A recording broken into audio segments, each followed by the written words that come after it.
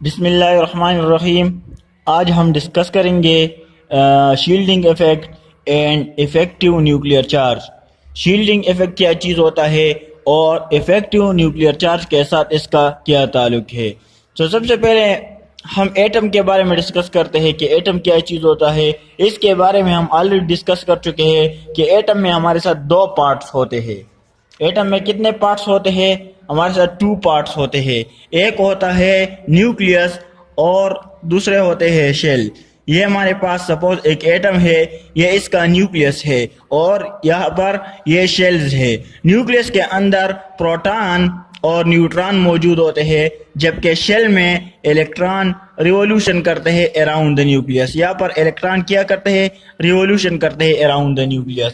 सो हमारे पास एटम के टू पार्ट्स होते हैं, एक होता है न्यूक्लियस और दूसरे होते हैं शेल। सो शेल भी हमारे पास दो किस्म के होते हैं, एक होता है वैलेंस शेल और दूसरे होते हैं इनर शेल। अब वैलेंस शेल क्या होता है? जो आउटर मोस्ट शेल होता है उसको हम क्या कहते हैं? उसको हम वैलेंस शेल कहते हैं। यानी जो सबसे लास्ट शेल होता है उसको हम वैलेंस शेल कहते हैं। अब इनर शेल क्या होते हैं? वैलेंस शेल के अलावा हमारे पास जितने भी शेल होते हैं उसको हम क्या कहते हैं? इनर शेल कहते हैं। फॉर एग्जांपल ये हमारे पास एक इनर शेल है, ये इनर शेल है और यहाँ पर जो इलेक्ट्रॉन होते हैं उसको हम इनर इलेक्ट्रॉन कहते हैं। यहाँ पर जो इलेक्ट्रॉन होते हैं उसको हम इनर इलेक्ट्रॉन कहते हैं और आउटर मोस्ट शेल में जो इलेक्ट्रॉन होते हैं उसको हम वैलेंस इलेक्ट्रॉन कहते हैं। सो ये कंसेप्ट क्लियर है कि वैलेंस शेल क्या होता है और इनर शेल क्या होते हैं, वैलेंस इलेक्ट्रॉन क्या होता है और इनर इलेक्ट्रॉन क्या होते हैं। अब हम आते हैं शील्डिंग इफेक्ट की तरफ कि शील्डिंग इफेक्ट क्या चीज होता है। सो द इनर इलेक्ट्रॉन्स ये वाले इलेक्ट्रॉन यहाँ पर जो मौजूद होते हैं, ये वाले जो इनर शेल में होते हैं, the inner electrons shield outer electrons. ये बताते हैं आउटर इलेक्ट्रॉन ये होते हैं जो वैलेंस शेल में होते हैं।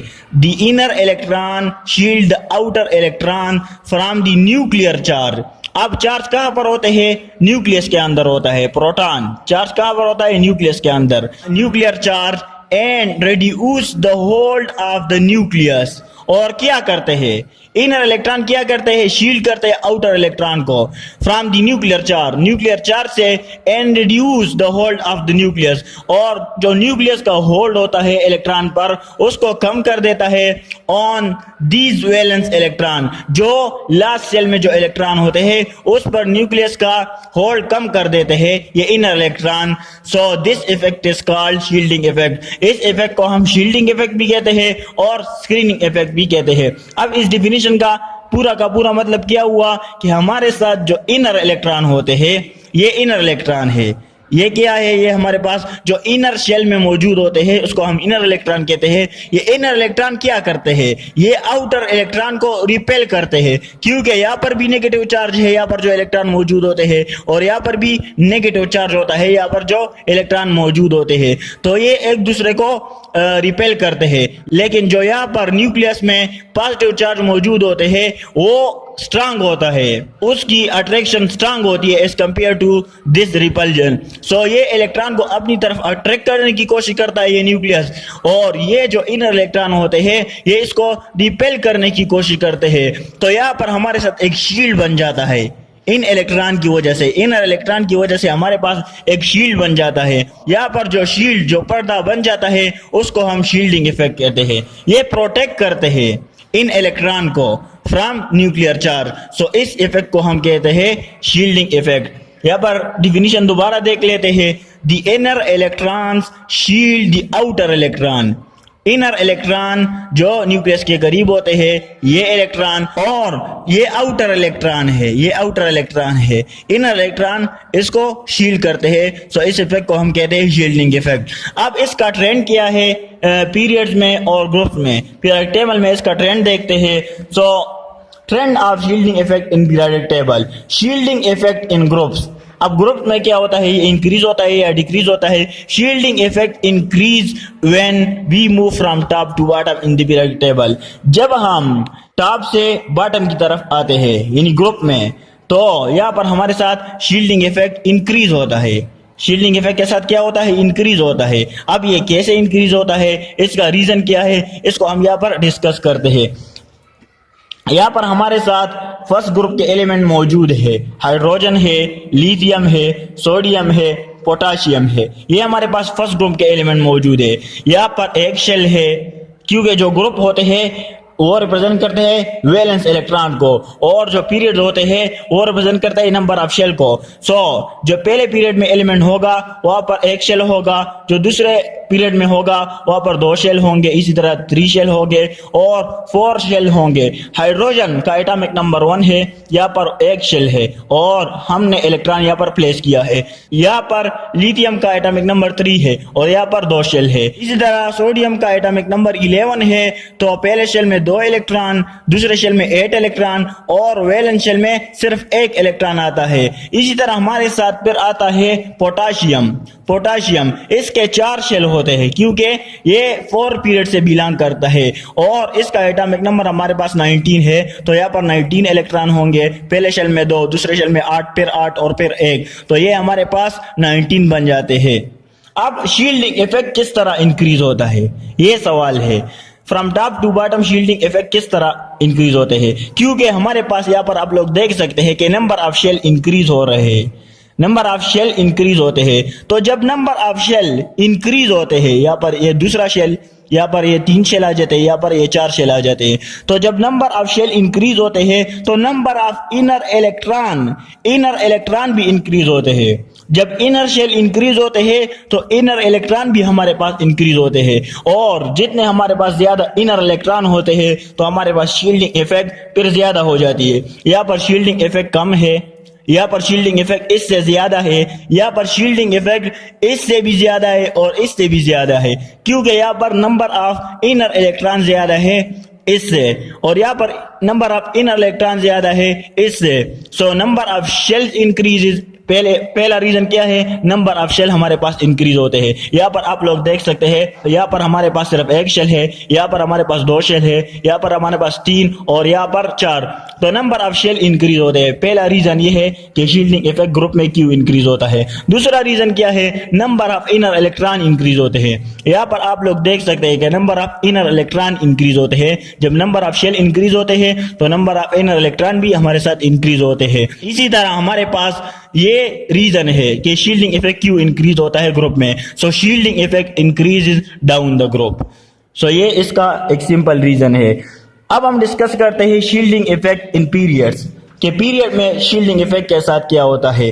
Shielding effect remains the same in a period if we move from left to right in the periodic table। यहाँ पर ये लोग कहते हैं कि हमारे पास शील्डिंग इफेक्ट इंक्रीज या डिक्रीज नहीं होता अक्रॉस द पीरियड। अब ये किस तरह से होता है इसको हम एग्जांपल से डिस्कस करते हैं। यहाँ पर हमने एलिमेंट लिए हैं सेकंड पीरियड के, lithium, beryllium, boron, carbon, nitrogen, oxygen और फ्लोरीन। ये सारे के सारे एलिमेंट हमारे पास दूसरे पीरियड से बिलोंग करते हैं। तो जब ये दूसरे पीरियड से बिलोंग करते हैं तो पीरियड क्या रिप्रेजेंट करता है, नंबर ऑफ शेल को रिप्रेजेंट करता है। तो यहाँ पर 2 शेल होंगे, यहाँ पर भी 2 शेल, यहाँ पर भी 2 शेल, यहाँ पर भी और यहाँ पर भी, एंड सो ऑन। इसी तरह हमारे पास जो इनर इलेक्ट्रॉन होंगे वो भी सेम होंगे। यहाँ पर आप लोग देख सकते हैं कि यहाँ पर 2 शेल है, 1 2। लिथियम का एटॉमिक नंबर 3 है, तो यहाँ पर हमने 3 इलेक्ट्रॉन प्लेस करने हैं। 2 इलेक्ट्रॉन ये हो गए पहले शेल में, इसको हम इनर शेल कहते हैं, और 1 इलेक्ट्रॉन ये हो गया। तो यहाँ पर इनर इलेक्ट्रॉन कितने हैं, 2 है। बेरिलियम के केस में आप लोग देख लिए, यहाँ पर 2 शेल मौजूद है। नंबर ऑफ इलेक्ट्रॉन कितने हैं, 4 इलेक्ट्रॉन, यहाँ पर शेल में 4 है। तो 2 इनर शेल में आते हैं 2 इलेक्ट्रॉन, इसको हम इनर इलेक्ट्रॉन कहते हैं, और 2 वैलेंस शेल में। इसी तरह बोरान के केस में आप लोग देख ले, यहाँ पर 5 इलेक्ट्रॉन है, तो 2 इनर शेल में आते हैं और 3 आउटर शेल में आते हैं।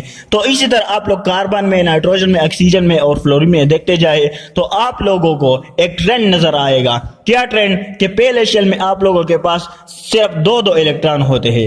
इसमें भी 2 इलेक्ट्रॉन है इनर शेल में, यहाँ पर भी 2 इलेक्ट्रॉन है इनर शेल में, यहाँ पर भी 2 इलेक्ट्रॉन है इनर शेल में, यहाँ पर भी 2 इलेक्ट्रॉन है, एंड सो ऑन। सो जब नंबर ऑफ शेल सेम होते हैं और number of inner electron same होते हैं तो हमारे पास शील्डिंग इफेक्ट भी सेम होता है। हमारे पास भी शील्डिंग इफेक्ट न इंक्रीज होगा और न डिक्रीज होगा। सो ये एक रीजन है हमारे पास कि shielding effect across the period increase और डिक्रीज क्यों नहीं होता।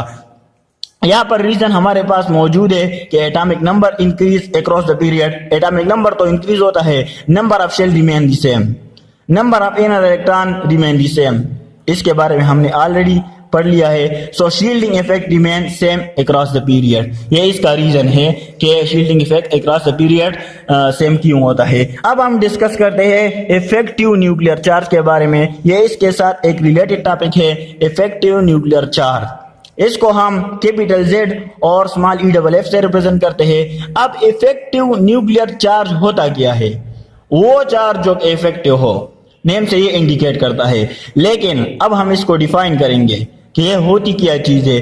The valence electrons experienced less attraction from nucleus due to shielding effect of inner electron, this decrease nuclear charge is called effective nuclear charge.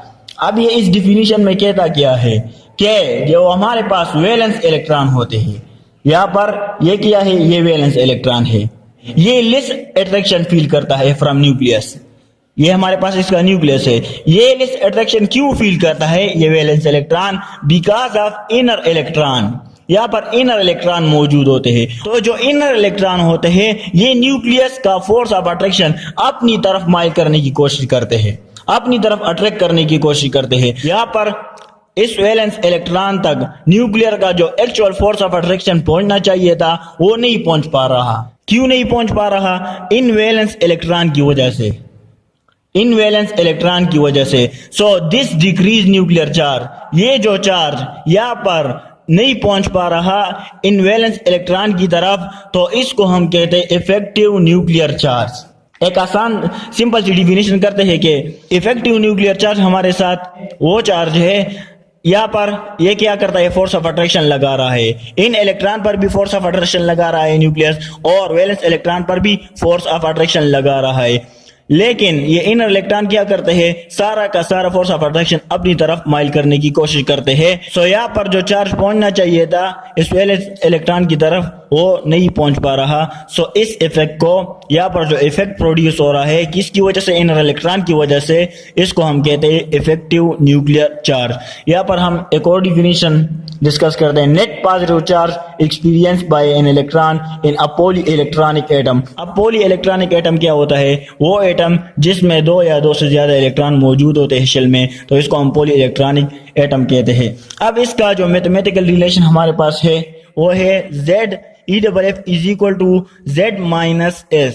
अब Z का मतलब क्या होता है और S का मतलब क्या होता है? Z हमारे पास रिप्रेजेंट करता है एटॉमिक नंबर को, जबकि S रिप्रेजेंट करता है शील्डिंग कांस्टेंट को, यानी जो इनर इलेक्ट्रॉन होते हैं उसको रिप्रेजेंट करता है। तो यहाँ पर हम एग्जांपल लेते हैं। एग्जांपल हमारे पास है सोडियम, इसका एटॉमिक नंबर 11 है।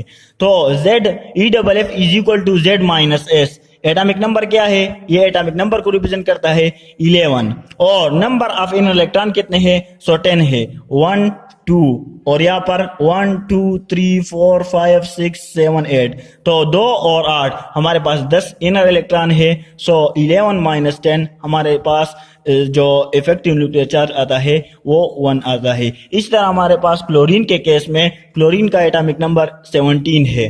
सो Z minus S 17, atomic number 17 है, और इनर इलेक्ट्रॉन कितने हैं? 10 है। इनर इलेक्ट्रॉन कितने हैं? 10 है। सो 17 माइनस 10 हमारे पास प्लस 7 इसका आंसर आता है, और इसको हम इफेक्टिव न्यूक्लियर चार्ज कहते हैं। अब इसका ट्रेंड क्या है पीरियोडिक टेबल में? सो ग्रुप में हम डिस्कस करते हैं effective nuclear charge decrease down the group. Effective nuclear charge decrease down the group, ये कहता है कि इफेक्टिव न्यूक्लियर चार्ज हमारे पास डिक्रीज होता है डाउन द ग्रुप। और अगर हम शील्डिंग इफेक्ट की केस में देख ले तो यहाँ पर शील्डिंग इफेक्ट इंक्रीज होता है when we move from top to bottom in the periodic table.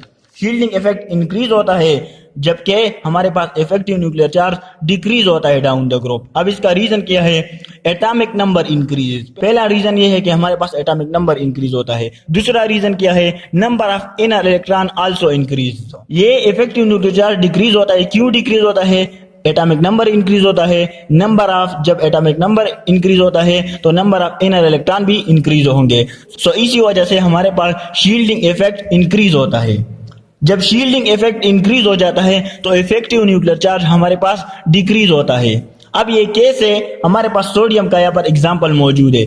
यहाँ पर इन इलेक्ट्रॉन इंक्रीज होते हैं, इनर इलेक्ट्रॉन इंक्रीज होते हैं, तो शील्डिंग इफेक्ट भी इंक्रीज होगा, शील्डिंग इफेक्ट भी इंक्रीज होगा, लेकिन जो इफेक्टिव न्यूक्लियर चार्ज होगा वो डिक्रीज होगा। इफेक्टिव न्यूक्लियर चार्ज क्या होता है कि न्यूक्लियस का force of attraction valence electron पर, इसको हम इफेक्टिव न्यूक्लियर चार्ज कहते हैं। तो जब सोडियम फोर्स ऑफ अट्रैक्शन लगाएगा इस वैलेंस इलेक्ट्रॉन पर, तो यहाँ पर तो इनर इलेक्ट्रॉन बहुत ज्यादा है, तो जब इनर इलेक्ट्रॉन ज्यादा होते हैं तो inner electron force of attraction कम कर देता है। कम कैसे कर देता है? अपनी तरफ खींचता है।